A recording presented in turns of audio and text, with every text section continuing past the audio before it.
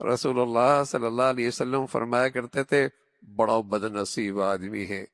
جس کے پاس بوڑھے ماں باپ ہوں اور پھر جنت میں نہ جائے۔ بڑا بد نصیب آدمی ہے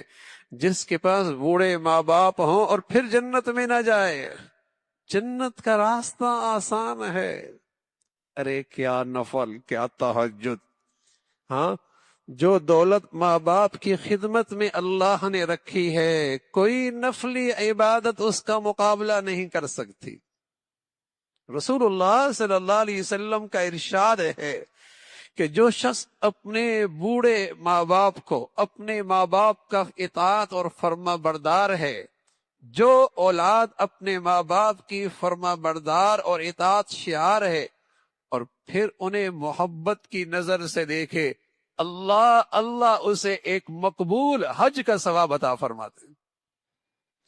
جو اولاد اپنے ماں باپ کی فرما بردار اطاعت شعار ہے اور پھر اپنے ابا اور اماں کو محبت کی نظر سے دیکھے، ایک مقبول حج کا ثواب ملتا ہے۔ فرمایا یا رسول اللہ